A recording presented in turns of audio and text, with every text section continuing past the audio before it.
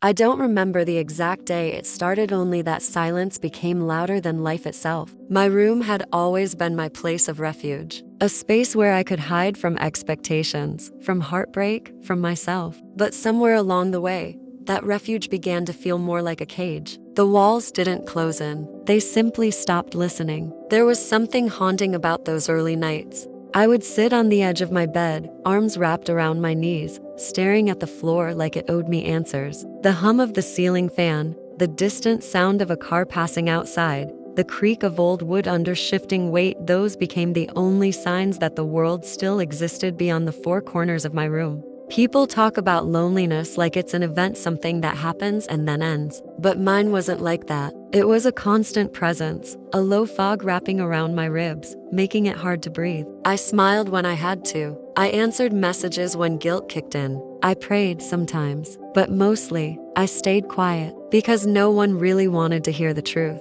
The truth was this: I didn't want to be here anymore. I wasn't planning anything drastic, not at first, but I was drifting, slowly, painfully, almost invisibly. Every day felt like swimming in molasses with weights tied to my ankles. I'd wake up, stare at the ceiling, and ask, why? Why another day? Why the silence? Why me? And the worst part, God wasn't answering. Or if he was, I didn't know how to listen anymore. There's a moment right before your heart truly breaks where you become frighteningly calm. That's where I lived, a numbness that mimicked peace. I wasn't screaming. I wasn't crying. I wasn't even angry. I was just fading. I remember one night in particular. Rain tapped gently against my window, as if trying to apologize for interrupting. I lay still on my bed, covers up to my chin, staring at the shadows on the ceiling. My phone had been on Do Not Disturb for hours. I didn't want to be reached. I wasn't hiding from the world. I was testing to see if it would come looking for me. It didn't.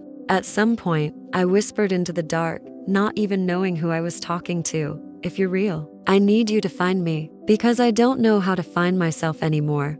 Nothing happened. No flash of light, no thunder, just silence. But somehow, that night felt different. It wasn't dramatic. It wasn't obvious. But the silence didn't feel quite as empty. It felt paused, like something was holding its breath. Maybe I was too. I didn't know it yet, but something was beginning. A seed buried deep beneath my sadness, breaking open in the dark. I wouldn't hear the whisper that night, but I would look back and realize that was the moment the whisper began moving toward me. The next morning felt like every other. The same pale light slipping through the blinds, the same silence heavy in the air, the same ache behind my eyes. But something inside me had shifted, almost imperceptibly, like a single grain of sand had moved inside the hourglass of my heart. I didn't notice it then. I only knew that I woke up feeling tired, not sleepy tired, soul tired. That kind of exhaustion that comes from pretending you're okay for too long. I went through the motions, brushed my teeth, made coffee I didn't drink, scrolled through my phone pretending to care about the lives I was no longer a part of. Smiling faces, filtered moments, Bible verses posted by people who probably didn't believe them either. And yet, there was something about one of those posts that stopped me. A simple line, even in silence. He is still speaking. I stared at it for a long time. The words didn't make sense to me. How could silence speak? How could absence mean presence? Still, the phrase lingered, echoing softly like a memory I couldn't place. That day was long, the kind of day that drags your body like it's walking through water. I did everything slowly: dishes, laundry, answering texts with one-word replies. The world outside my window seemed distant, almost unreal. And as evening crept back, that feeling, the one from the night before, returned. The air felt heavier, charged, almost expectant. I sat on the floor this time, back against the wall, knees pulled close. The house was quiet, the kind of quiet that makes you aware of your heartbeat. I pressed my palms together, not in prayer, but in desperation. I didn't know how to pray anymore. Words felt too small for the weight inside me. So I just whispered, if you're there, please, just let me know I'm not alone.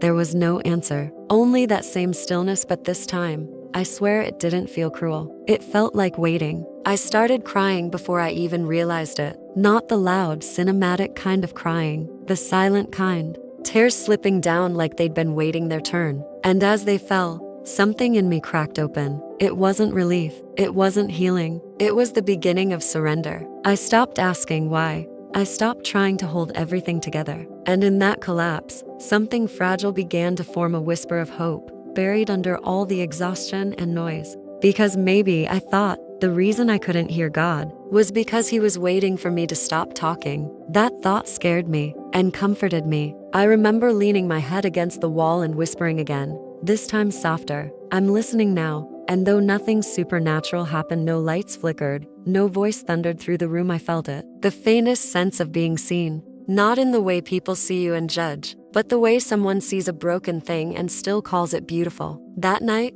I didn't fall asleep right away. I stayed there on the floor, feeling the quiet settle around me. And for the first time in a long time, I wasn't afraid of it. I didn't know it yet, but loneliness was no longer my enemy. It was becoming my teacher. And soon, very soon, it would become the doorway through which I would finally hear the whisper that would save my life. The days blurred after that. Time didn't move in hours anymore, it moved in waves. Moments of calm followed by sudden tides of grief that came without warning, crashing over me when I least expected it. Sometimes it happened in the middle of folding clothes, sometimes while brushing my teeth, sometimes for no reason at all, just because the silence in the room became too heavy for my heart to carry. I kept thinking about that phrase, even in silence. He is still speaking. It haunted me not because I believed it, but because I wanted to.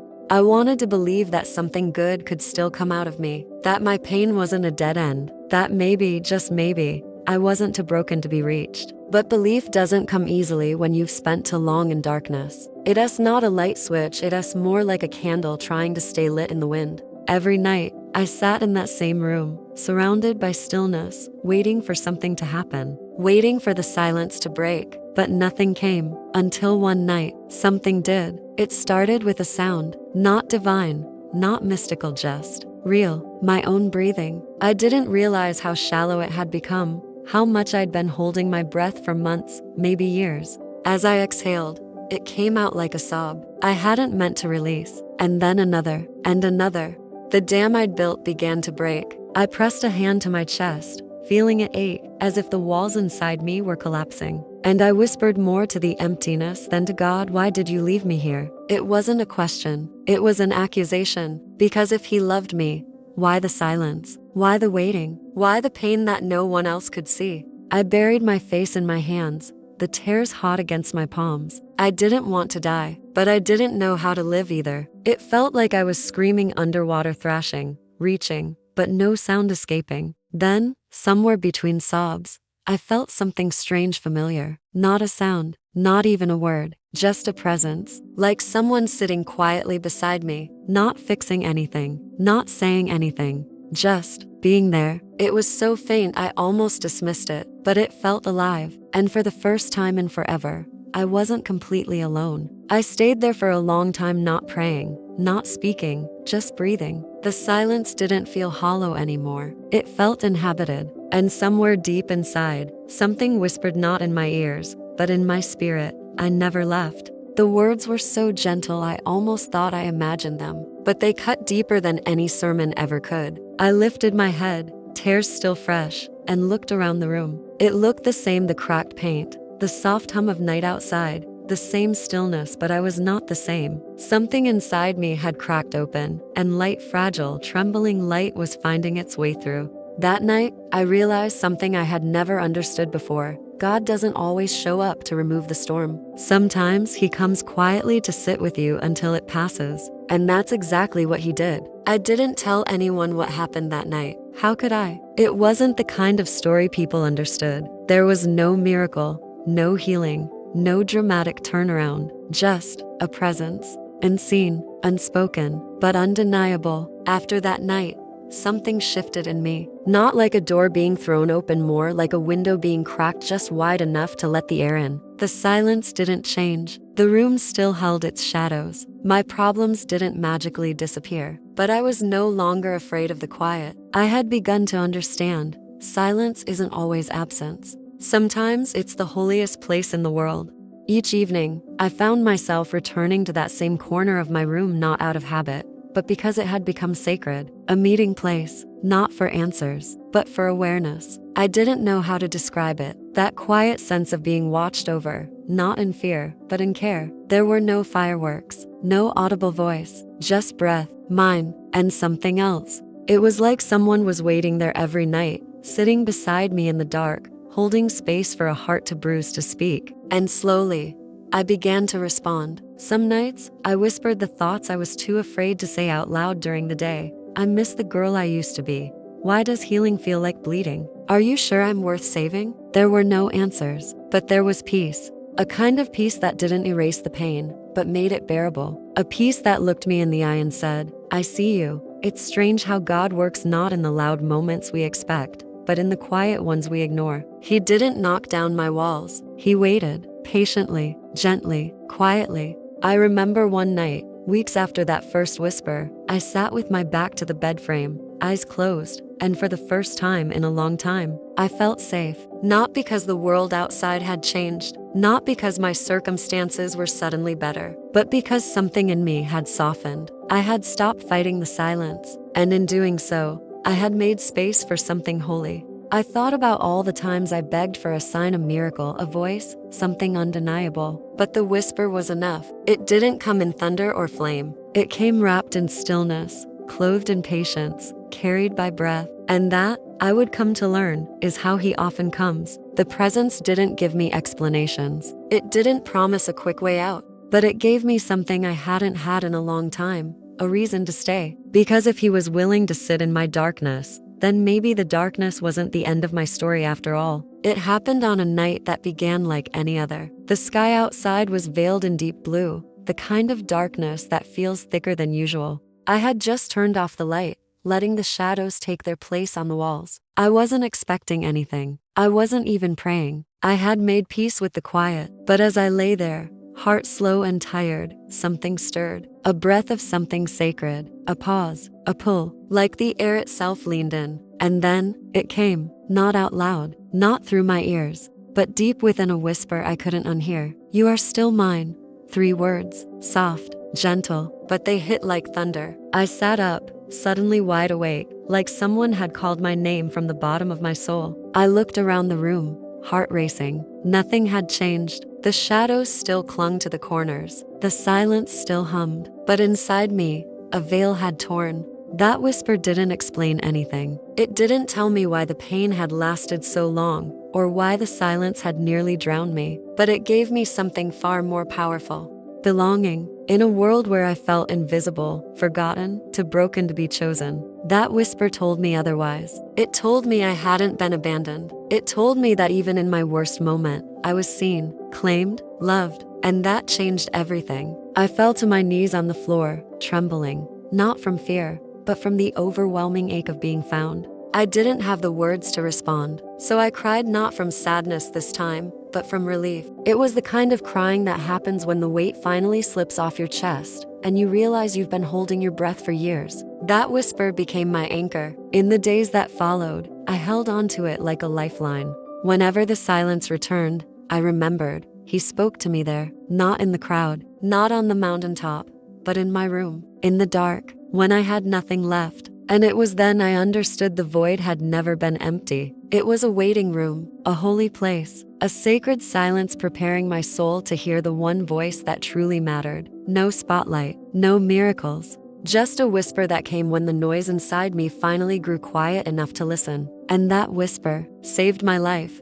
After that night, I didn't go back to who I was. I couldn't. Something about being touched by something so holy, so gentle, so real it changes you. Quietly, without fireworks, but permanently. I didn't wake up the next day with a healed heart. I didn't walk out into the world shining and fearless. But there was a shift, a tenderness that wrapped around my days like a soft thread, stitching together the parts of me I thought were too torn to repair. The whisper didn't speak again in the same way, but now, I knew how to listen. In the way the morning light landed on the edge of my bed, in the breeze that crept through the cracked window and brushed against my skin like a promise, in the songs that played at just the right moment, in the sudden memory of a verse I hadn't read in years. I will never leave you nor forsake you. That voice, the one I thought had abandoned me, had simply been waiting for me to get still enough to hear it. And once I heard it, I couldn't unhear it. Not just in that one moment, but in everything after. I began to live differently. I didn't isolate as much. I answered texts with more than one-word replies. I even started going outside more, just to feel the sun on my face, as if God was reminding me He was still there too, not only in whispers, but in warmth. Healing didn't arrive all at once. It came in layers. Some days I still felt fragile, still wondered if I'd imagined the whole thing. But then something would happen, someone would reach out, a moment of clarity would strike, or I'd just feel that same presence brush by my soul, and I'd remember, "You are still mine." That sentence stayed with me. It met me in my weak moments, reminded me that my value wasn't based on how strong I looked, but how deeply I was held. Even when I didn't believe in myself, even when I couldn't pray the right way, even when I still cried at night, He was still lifting me, not dragging me out of the dark, but walking with me through it. And maybe that's the miracle, not being spared from the fire, but realizing you were never walking through it alone. The more I leaned into that truth,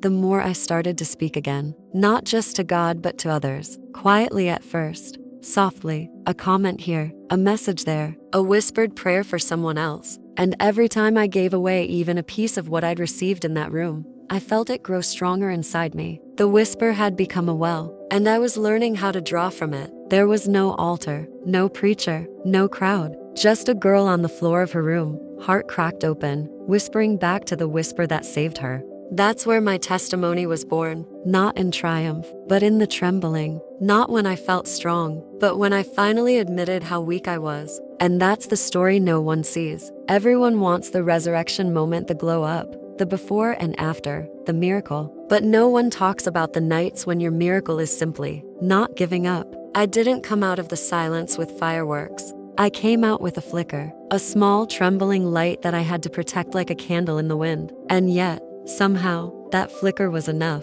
It lit my next step, and then the one after that, and little by little, my life stopped feeling like a slow death and started becoming a quiet resurrection. People around me noticed the change, though I didn't speak of it much. They asked, "You seem different. What happened?" And I'd smile, shrug, and say, "God found me in my room." I never expected to become someone who would speak of faith again. After all, I'd accused Him. I'd doubted, screamed, begged, and gone silent. But He stayed, not in the way I wanted, but in the way I needed. And because of that, I couldn't keep it to myself, not anymore. So I started writing. Whispers turned into paragraphs, memories turned into meaning, and pain became purpose. Every time I shared a part of that story, whether through a post, a journal, or just sitting with someone in their own silence, I saw what I had missed all along. My room had become an altar. My suffering had become seed. And that whisper, it was the voice that called dry bones to breathe again. I had thought I was too far gone, too broken, too tired. But the whisper didn't look at my cracks and call them failure. It called them openings, for light, for healing, for others to see and know they weren't alone. Because if God could meet me in the quiet of my room, then maybe He's already sitting in yours too. If you've made it this far, I need you to hear something, not with your ears, but with your soul. You're not alone. I know the silence can feel unbearable. I know what it's like to lie in the dark and wonder if anyone sees you. I know how it feels to scream on the inside, to smile in public and collapse in private. I know that ache, the one that doesn't leave, even when you're surrounded by people. But if no one else has told you lately, let me be the one to whisper it now. Stillness is not abandonment, and silence is not absence. Maybe your room feels heavy. Maybe your heart feels numb. Maybe you're still waiting for a voice, a sign, anything that reminds you you're not forgotten. But maybe, just maybe, He's already there, waiting for your defenses to lower, waiting for your noise to quiet, waiting for the moment your soul finally says, "I'm listening." You don't have to have the right words. You don't need a perfect prayer. You don't even have to believe all the way, not yet. All you need is the smallest flicker of wanting to believe again. That's where it begins. I don't have all the answers, but I can tell you this with everything in me.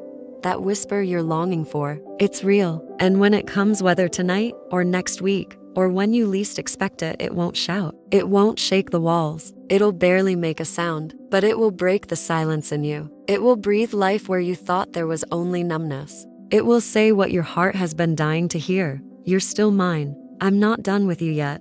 this isn't the end. And when that whisper finds you, don't brush it off. Don't tell yourself it was just a thought. Sit with it. Let it land. Because that whisper could be the beginning of your healing, just like it was for me. So tonight, as you lay in your own room, surrounded by your own questions, I pray you hear it too. And when you do, you'll know it's him. I used to think healing came like a sunrise, sudden, bright, undeniable. But now I know it comes like a whisper, small, quiet, gentle, but strong enough to shift everything. If you had told me back then that one sentence spoken in the silence of my room would save me, I would be laughed through my tears. I didn't want a whisper. I wanted a miracle, but I got something better. I got presence. Not the kind that fixes everything in an instant, but the kind that stays with you until you're strong enough to rise. That whisper didn't remove the pain, it redefined it. It didn't erase the silence, it filled it. It didn't change my world overnight, it changed me. And that was enough.